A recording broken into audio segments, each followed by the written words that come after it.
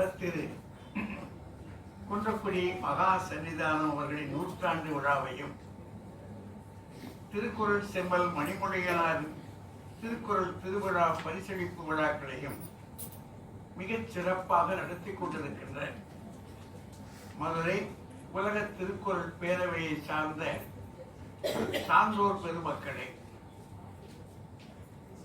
இந்த நிகழ்ச்சிக்கு வருகை தந்து எங்களை எல்லாம் பெருமைப்படுத்தி இருக்கின்ற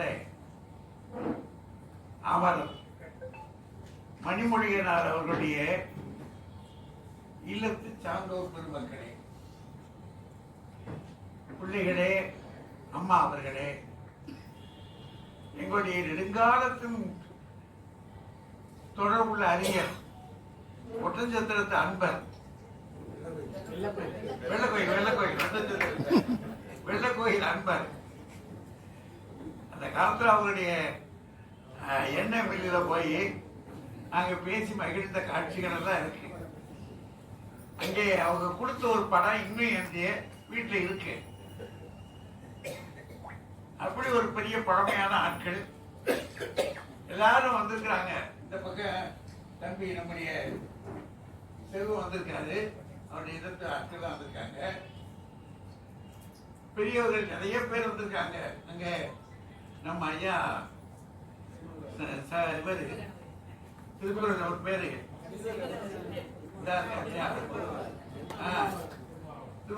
அவர் வந்திருக்காரு.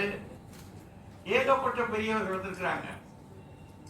ஐயா கவிஞர் இருக்காரு, கவிஞர் இன்னொரு கவிஞர் இருக்காரு, அவன் பிள்ளைகள்லாம் இருக்கு. இங்க ஐயா அத்தனை பேருக்கும் என்னுடைய பணிவான வணக்கங்களை சொல்றேன்.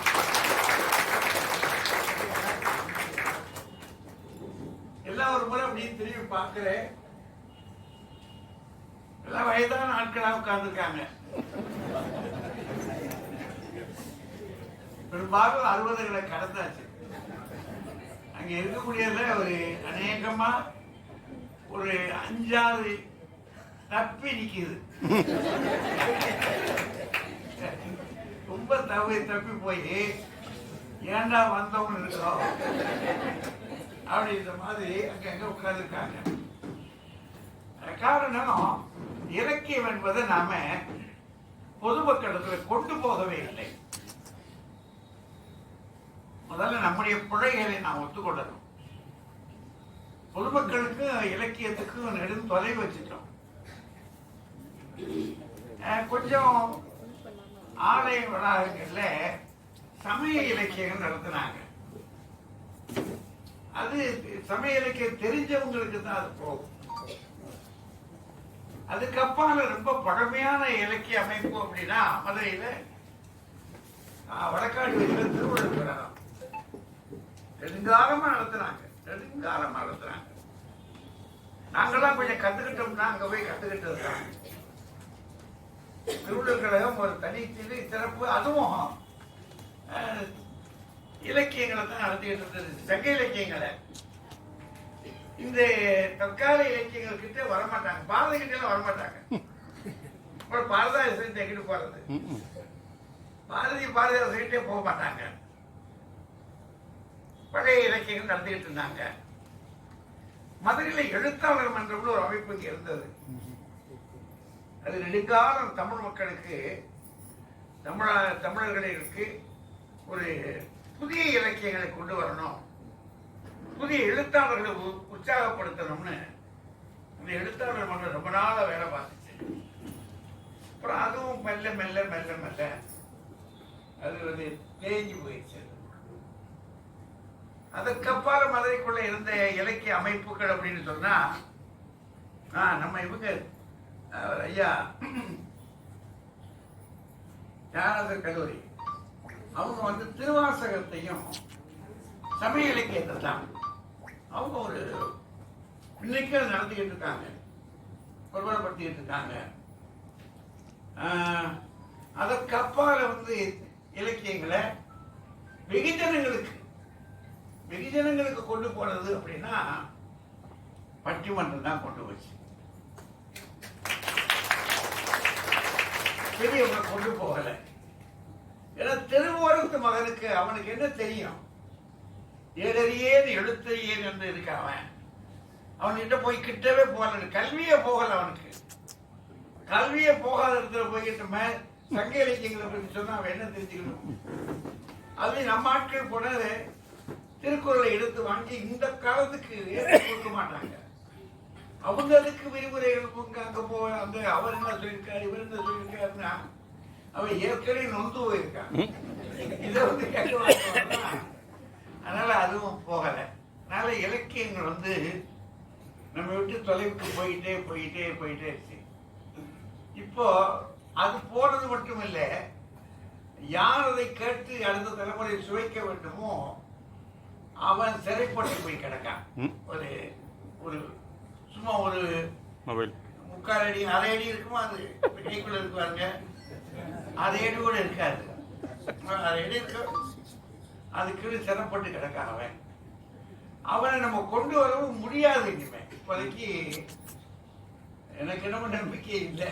வயதாகி போச்சு நமக்கு, நம்ம கொண்டு வர முடியும்ன்ற நம்பிக்கை எனக்கு இல்லை. அதுக்கு ஒரு காரணம், நாம அவங்க கிட்ட இறங்கல, அவன்கிட்ட போல, அவனுக்கு என்ன தேவையோ அதை எடுத்து சொல்லவும் இல்லை. கொள்ளிக்கு அவனை கொஞ்சம் கொஞ்சம் கரையேற்றி கொண்டாந்து இருக்கணும், முடியாம போச்சு அது. சரி, ஆனா மீறி இப்போதைக்கு செயல்பட்டு கொண்டிருக்கிற ஒரு இடம் அப்படின்னா அவர் மணிமொழியனார் நமக்கு கொடுத்து கொடை இருக்கு பாருங்க.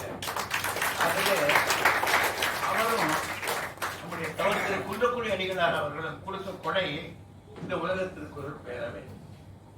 அது கொஞ்சம் அது அதுக்கு கூட அம்மா அந்த பிள்ளைகள் எல்லாமே அவங்களாலதான் இதை இயங்கிக்கிட்டு இருக்கு. அதோட கூட 2-3 பிள்ளைகள் அவங்களுக்கு எடுபடிகள் இருக்காங்க. ஆனா அவங்க வேற வழி இல்லை. ஐயா கருப்பையா இருக்காங்க, அவங்க எல்லாம் இருக்காங்க, இவங்கெல்லாம் சேர்ந்துதான் நம்மளை கொண்டாந்து இங்க உட்கார வச்சிருக்கிறாங்க. அதுக்கு இவ்வளவு பேர் வந்திருக்கிறதே பெரிய காரியம். கேட்போம், என்னன்னு சொல்றாங்க அப்படின்னு கேட்கறது சொல்லி வந்திருக்கிறதுக்கு அது ஒன்று நம்ம என்ன செய்யணும்னா, சமய இலக்கியங்களை பற்றியதான் பேசணும். அப்படின்னா அது எந்த வகைக்கு செயல்பட்டு இருக்கின்றது சொல்லணும். நடைமுறை போல இருக்கிறது எந்த அளவுக்கு பயன்பட்டு இருக்கு அப்படின்னு சொல்லணும். வெறும் கற்பனா உலகத்துக்குள்ளேயே நம்ம போய் கதை நடத்திக்கிட்டு இருந்தா எத்தனை நாளைக்கு அவங்க பார்ப்பாங்க. அதனாலதான் அவன் மேலினார்களை கோயிலையும் விட்டுட்டு போயிட்டாங்க. நம்ம ஊராவது இப்ப கோயில்ல இருக்கு, மேலை நாடுகளை கோயில்களை வித்துக்கிட்டு இருக்கான். ஆமா, சில கோயில்கள்ல வந்து எல்லா சமயத்தாரும் காலை 8 to 10 ஒரு சமயத்தார் போய் நடத்துறாங்க, வாடகை கொடுக்குறாங்க. அப்புறம் 11 இந்த வேற இன்னொரு சமயம், ஒரே இடம் தான் வித்துக்கிட்டு இருக்காங்க அங்க. ஆனா நமக்கு அந்த நிலை வரல இது வரைக்கும். ஆனா இப்ப போற போக்க பார்த்தோம்னா நம்ம போனோம்னா அப்படி வந்துடக்கூடாது. ஏன்னா அப்படி நல்ல இலக்கியங்கள் இருக்கு, பண்பட்ட இலக்கியங்கள் இருக்கு, பண்படுத்துகிற இலக்கியங்கள் இருக்கு. அதனால இதை செய்கின்ற அவர் திருக்குறள் மணிமொழியினார் கொடுத்திருக்கை கொடையாகிய இந்த அரங்கம் இருக்கு பாருங்க, அதுக்கு இந்த பெரிய இடத்தை கொடுத்து இவ்வளவு வசதிகளையும் பண்ணி கொடுத்து கேட்கத்தானே வாங்கன்னு கூப்பிடுறாங்க. எல்லாம் உனக்கு தரலாம், உனக்கு எல்லாம் கொடுக்குறோம், வந்து கேளுங்க அப்படின்னா கூட அப்படி ஒரு பார்வை பார்த்துட்டு நடக்குதோ அப்படின்னு போறாங்கன்னா அப்போ நமக்கு யோசிக்க வேண்டிய கட்டம் இருக்கு பார்த்தீங்களா.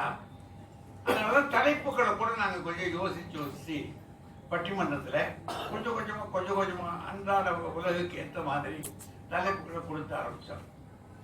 இன்றைக்கு ஒரு தலைப்பு எப்படி போட்டு வச்சிருக்கோம்னா, நாம் பெரிதும் பெற வேண்டியது, வாழ்க்கையில் நாம் பெரிதும் பெற வேண்டியது செல்வமா கல்வியா அப்படின்னு ஒரு தலைப்பு போட்டு நம்ம வாழ்க்கையில தெரியும் நமக்கு எல்லாருக்கும் என்ன பெறணும் அப்படின்னு ஒரு விஷயம் சொல்றாங்க. எல்லாம் படிச்சோம்ல, படிக்காம இருந்தா படிச்சு அதை மட்டும் பென்ஷன் கொடுத்தாங்களோ படைச்சுக்கிட்டோமோ. அநேகம் பேருடைய வாழ்க்கை எப்படி இருக்குன்னா, வயதானவர்களை பாருங்க, பென்ஷன் கிடைச்சிருச்சு நமக்கு, அதை நம்ம முத்திர தலைமுறை பென்ஷன் வாங்கிக்கிட்டோம், கிடையாது. இந்த பிந்தின தலைப்பு இருக்கு பாருங்க, அது வாங்கப்படிய விட்டுட்டு இப்போ லபோதிப்போ நினைக்கிறது குடு குடு குடு. ஏன்னா அப்பவே அதை முயற்சி இருக்க வேண்டாமா? நின்று நின்று இல்லப்பா எங்களுக்கு பென்ஷன் தான் வேணும் சொல்லியிருக்கணும்ல, இங்கோட்டு இருக்காது. இப்போ பென்ஷன் இருக்கிறனால நம்ம ஒரு வழியை தப்பிச்சுக்கிட்டு நிதானமா அப்படி கூட்டங்களுக்கு வர போக அது இருக்கிறனால ஒரு உறுதி இருக்கு நமக்கு. வழி வர அப்படி உட்காந்து பேச போக வர ஏதோ நடக்குதுங்க காரியம் இருக்குது. அப்புறம் எடுக்கிறவங்க எடுத்து ஆமா அப்படி ஒரு வாழ்க்கையை ஓடிக்கிட்டு இருக்கிறோம் நம்ம. அதுல இந்த வாழ்க்கையில நமக்கு பிறந்துட்டோம், பின்னாடி படிச்சுட்டோம், ஒரு வேலைக்கும் போயிட்டோம், ஒரு பொண்ணை கல்யாணம் கட்டிக்கிட்டோம், விரும்பிய வருமாவில் 2 பிள்ளைய பிறந்துருச்சு. அதுகளையும் அப்புறம் வளர்த்தோம், ஆளாக்கணும். அது பறவைகள் பறந்து போன மாதிரி சில பிள்ளைகள் வீடுகள்ல அது மாட்டுக்கு போயிருது. விலங்குகள் கதையை ஆகிக்கிட்டு இருக்கு. அதாவது அவரா அம்மாவா நடக்கட்டும் நடக்கட்டும் விட்டுட்டு விட்டுட்டு போயிடுறாங்க. அவ்வளவு ஒரு கட்டம் நடக்குது இல்லையா? அவன் அந்த மாதிரி ஆயிடுச்சு. இந்த அமைப்புக்குள்ள இந்த வாழ்க்கையில இப்படி தொடர்ந்து போகிற யாத்திரை இருக்கு பாருங்க. ஒரு யாத்திரை. நம்ம எங்க இருந்து வந்தோம்ன்றது நமக்கு தெரியாது. நம்ம சொல்றோம் ஏதோ நம்ம நெடுங்காலமா இருந்து வந்திருக்கிறோம், நம்முடைய தத்துவங்கள் அப்படிதான் சொல்லிக்கிட்டு இருக்கு. நெடுங்காலமா நம்ம இருந்து வந்திருக்கிறோம். நெடுங்காலமாக பிறந்த இந்த பிறவிக்கு இன்னும் ஆசை விட மாட்டேங்குது. திரும்ப திரும்ப பிறக்கணும்னு ஆசை நமக்கு இருக்குது மனதுக்குள்ள. நாளைக்கு நமக்கு வந்து சேர்ந்துடும், ஏர் டிக்கெட் வருது அப்படின்னா ரைட்டு,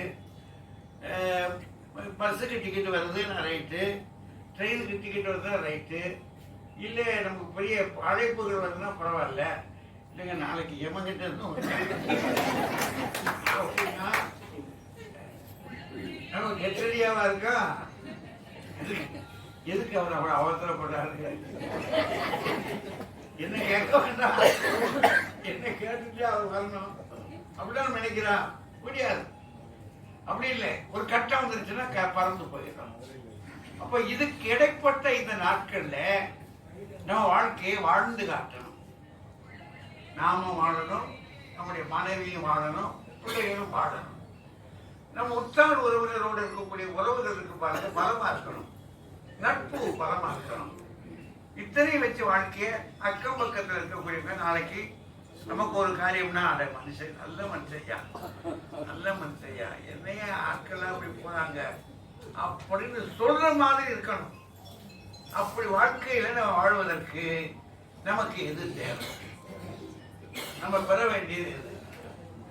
ஒரு பிரிவு சொல்றாங்க படிப்பு தாங்க, கல்வி தாங்க, அதுதாங்க ரொம்ப முக்கியம் அப்படின்றாங்க. நமக்கு தோணுது படிக்கணும். படிக்காம இருந்திருந்தோம்னா நம்ம கதையில முடக்க முடியுமா? நம்ம படிக்காம இருந்திருந்தோம்னா என்ன இருக்கும்? முடியாது, சாதாரண ஒரு நிலையில போயிருப்போம். படிச்சவங்க பாருங்க நம்ம எத்தனை படிகள் ஏறி இருக்கோம், ஒரு படியா ஏறி ஏறி இருக்கோம். ஆக படிப்பும் வேணும்னு தெரியுது. அதே படிப்பு இருக்கட்டும். இப்பெல்லாம் படிப்பு வேணுமா சும்மாவா கொடுக்குறாங்க? சும்மா கொடுக்குறாங்க? இல்லை இல்ல, முடியாது. பாரதியார் காலத்திலேயே ஒரு பையன் வந்து கேட்கிறான், நான் படிக்கிறேன் 3 மாசத்துக்கு 9, ஆமா 3 மாசத்துக்கு 9 ரூபா ஃபீஸ் கேட்குறாங்க, ஃபீஸ் கட்டணும் அப்படின்னு அவர் பாண்டிச்சேரியில் இருக்கும்போது எழுதுறாரு ஒரு கட்டுரையில. 3 மாசத்துக்கு 9 ரூபாய். அப்பா இப்ப போய் பள்ளிக்கூடத்துல சேர்றதா முதல்ல ஆளை பாக்குறாங்க. சேர்த்து வரக்கூடிய தகப்பன ஒரு பார்வை பார்த்து, தாயை பார்த்து, இது தாங்குமா? அது முக்கியமா இருக்குல்ல. அவன் தாங்குறானோ தாங்கலையோ, நமக்கு பட்ஜெட்டுக்கு சரிப்பட்டு வருமா? ஏன்னா அவங்க இப்ப சும்மா இருக்காங்க. யாராருக்கு கொடுக்க வேண்டியிருக்கு, யாராருக்கு கொடுக்க வேண்டியிருக்கு, ஏகப்பட்ட சிக்கல்கள் கிடக்கு. எல்லாரும் வெள்ளையும் சொல்லியும் வர்றான். அப்படி பார்த்துட்டு இப்படி பார்த்துட்டு அப்படிதான். நீங்க பாருங்க, ஒரு நீதிபதி வீட்டுல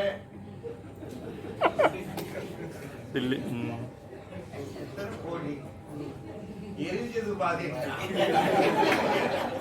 அங்கேயே எதிர்த்து பாதிக்க நெஞ்செல்லாம் நமக்கு இல்லைங்களா? ரொம்ப சிக்கலா இருக்குல்ல, எரிஞ்சது பாத்தீங்கன்னா. அப்படின்னா நீதிக்கு அவ்வளவு கொடுக்க வேண்டியிருக்குன்னா நீதிக்கு எவ்வளவு கொடுக்க வேண்டியிருக்கு? பல சிக்கல் சிக்கல். யாரு வந்தாலும் இப்படித்தான். இவர் தான் வந்துதான் இல்லை, அவர் வந்துதான் இல்லை. எவர் வந்தாலும், நான் வந்தாலும் அப்படித்தான். யாரு சொல்ல முடியும்? யாரு சொல்ல முடியாதுல்ல. யாரும் வாங்காம இருக்காங்க. இதுல இங்கேயும் நடந்துகிட்டு இருக்கு, மேலேயும் நடந்துகிட்டு இருக்கு. அப்படி நடந்ததா அரசாங்கம் நடக்கிறதாக அர்த்தம். இருக்கு. இது ஒழுங்கா போய்கிட்டே இருக்கும், அமைதியா போய்கிட்டு இருக்கும், ஆர்ப்பாட்டம் இல்லாம. பிடிபடாத ஆட்கள் எங்க இருக்காங்க? எந்த துறையில? எந்த துறையும் வந்து இப்படி வாங்கிட்டு இருக்கு, கொடுத்துக்கிட்டு இருக்காங்க. அந்த மாதிரி போயிடுச்சு. இப்ப இதுல பணம் வேணும். பணம் எவ்வளவு வேணும்? அதுதானங்க முடியல. எவ்வளவு வந்தாலும் போய்கிட்டே தான் இருக்கு. இது ஒரு எறும்பு குத்து. வாழ்க்கையில எறும்பு குத்துல தண்ணி ஊத்தணும்னா போய்கிட்டே இருக்கு பாருங்க. அது மாதிரி எவ்வளவு வந்தாலும் போய்கிட்டே இருக்கு, வர போகுது. அதான் பெரிய பிரச்சனை இருக்கு. அப்படின்னா பணம், எப்படினாலும் பணம் நமக்கு வேணும். கல்வியும் வேணும், பணமும் வேணும்.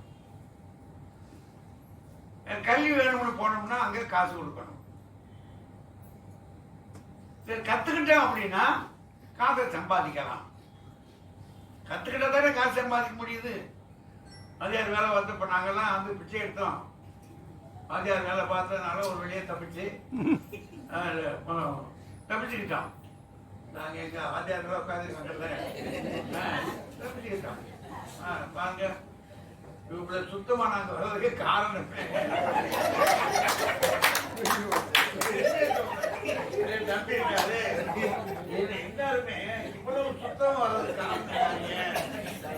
அரசாங்கம் போட்டு, அரசாங்கம் மாசம் பறந்துருச்சுனாக்கும் டக்குன்னு விழுந்துருக்கு. வாங்கி பாக்குறான்,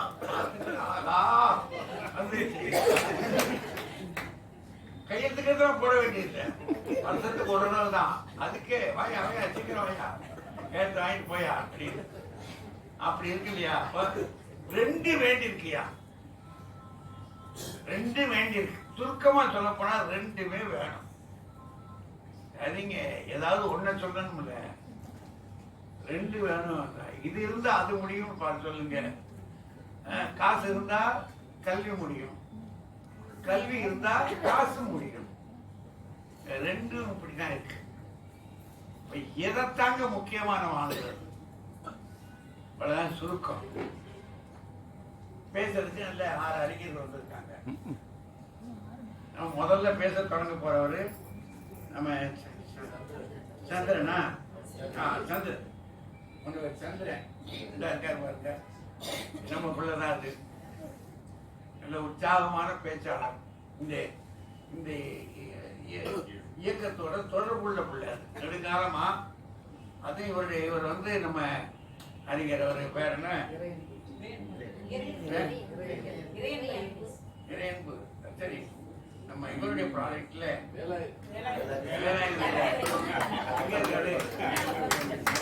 ரொம்ப அமைதியா உட்காந்து அங்க உட்காந்துக்கா பாருங்க. அவங்ககிட்ட கத்துக்கிட்டவங்க, அவருடைய ப்ராடக்ட். அது மட்டும் இல்ல, பேச்சு கலைக்கு யார்கிட்ட கத்துக்கிட்டீங்க?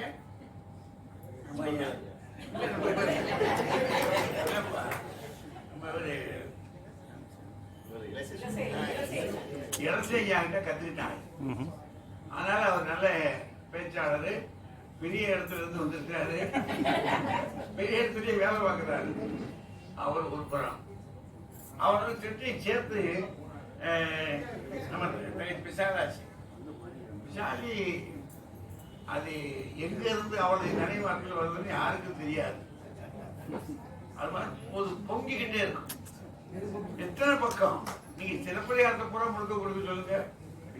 நான் போய் ஒரு பிள்ளைகள் 2 பிள்ளைகள் வந்து சிலப்பதிகாரம் முழுவதையும் ஒப்பிச்சிருக்க.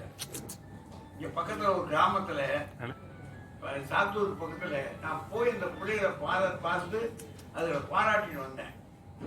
அத்தனை பிள்ளைகள் வந்து சிலப்பதிகாரத்தை அட்டை டு அட்டை. ஆச்சரியமா இருக்கு. நமக்கு 4 பக்கம் படிக்கிறதுக்குள்ளே நமக்கு தெரியுது. ஒரு காதை தான் நடத்துறோம். நம்ம ஒரு காதை நடத்துற போதே நடத்த முடியலையே. அந்த காலத்துல சொல்லுவாங்க, அவரு திருவிக்கா, அதுக்கு பாரு மரமலேடிகள் அவங்கெல்லாம் புத்தகம் கையில இருக்காதான், புத்தகமே கையில இருக்காதுன்றாங்க. இன்னைக்கு என்னையா பாடம் தான் கேட்பாங்களாம். பாடம்னு சொன்ன உடனேயே அவ்வளவுதான், பூரா ஆற்று ஒழுக்க வந்து விழுந்துகிட்டே இருக்கும். நமக்கு புத்தகம் நடத்தாட்டி புத்தகம் கையில் இல்லைன்னா வேர்த்துருது. என்ன கரியா சும்மாவே நம்ம உள்ள விட மாட்டாங்க. புத்தகமும் இல்லை, என்ன கரியாக போறோன்னு. ஆனா அப்படி இல்லை. நல்ல ஆழமான படிப்பு. அப்படி படித்திருக்கக்கூடிய ஆட்கள் நம்ம விசாலி அந்த மாதிரி திறம் படைத்த ஒரு அற்புதமான நினைவாற்றலும் சிந்தனை பெருக்கமும் பேச்சாற்றலும் மிகப்பெரிய பிள்ளை. அவங்களோட சேர்த்து பேசுறதுக்கு ரேவதியா அவங்க இங்கதான் நம்ம சிந்தவன கல்லூரியில துணை முதல்வர் இருக்காங்க. எங்க பட்டிமன்றத்துக்குள்ளே இவங்கெல்லாம் இருந்தாலும் வர்ற ஆட்கள் தான் எல்லாம் நல்ல பேச்சாளர், நல்ல செய்திகளை நல்லா சொல்லக்கூடிய ஆட்கள், ஆட்கள் வாய்ந்த வளர்ந்து வரக்கூடிய அது இளம் தலைமுறை. அது ஒரு பக்கம். இந்த பக்கத்துல செல்வன் இருக்கிறார். ஆமா, செல்வமே அப்படின்னு செந்தூரன் ஆரம்பிக்கிறார். முக்கியமானது ஏன்னா தேவை என்னவோ அதை சொல்றாரு. இதுக்கு நம்ம கப்பு பண்ணிட்டு எதுக்கு கப்பு பண்ணி விடும், தேவை எனக்கு என்ன தேவை அதான் அவர் சொல்றாரு. பிள்ளைகளுக்கு இப்ப வச்சு வீட்டுல இருக்கிறதுக்கு காரணம் என்ன, ஒரு படிச்ச படிப்பா இருக்கு, மாதம் மாதம் வர்ற பணம் படிச்ச படிப்பு வச்சு அங்க கொண்டு போயிருக்கிறான். அதனால அவர் ரொம்ப முடிவா சொல்லிட்டாரு, பணம் தான் பார்த்தாரு. அடுத்து அவரோட பேச போறது வந்து ராஜ்குமார். குழுவக்கூடியவர் தான் ஆஜவாடத்தில் வேலை பார்க்கிறாரு. அவரு இது நாகர்கோவில் பகுதியிலிருந்து வந்திருக்கிறாரு. நல்ல பேச்சாளர். அவரும் பேசுறாரு. ராஜா சொல்ல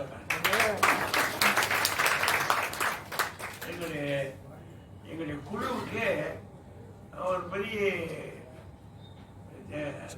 தாங்கு தளம், நின்று பேசக்கூடியாரு. அவங்களுக்குள்ள அந்த ராஜா பாரதி இவங்களுக்கு எல்லாமே ஒரு தனியா ஒரு கூட்டம் இருக்கு. அதுக்கு ஒரு ரசிகர் இருக்கு. அவங்க எல்லாம் பேசி முடிச்சு உட்பாடு நாங்க பேச வேண்டியிருக்கு பாருங்க, பெரிய பாடு. ஏன்னா அவரு தானே அதான் கேட்டுக்கலாம் போயிடும் அப்படின்னு எந்திரிச்சு போற கூட்டம் இருக்கு. அதை தாங்கி அப்புறம் பேசணும். ஏன்னா நிச்சயமா ஆட்கள் போயிடாது. கடைசி கூட்டம் 2 பேரு முன்னாடி காலத்துல எல்லாம் தீர்ப்பு என்னையா அதை கேட்டு போமையான்னு இருப்பாங்க. அந்த காலம் அப்படி இருந்துச்சு. இப்ப தீர்ப்பு வெளியா டிவியில போடுவாங்க. நெஞ்சுக்கரையில ஒரு கதையை சொல்ல போறாங்க.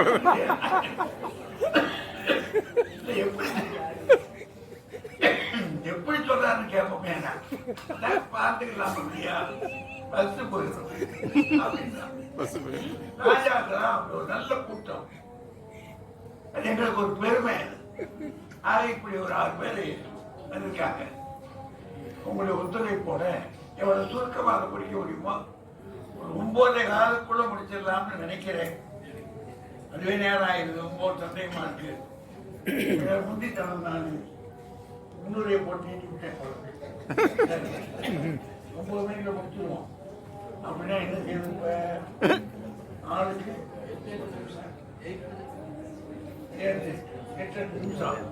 8 நிமிஷம். ஆமா, முதல்ல தொடங்குறது சந்திரன். வாங்க.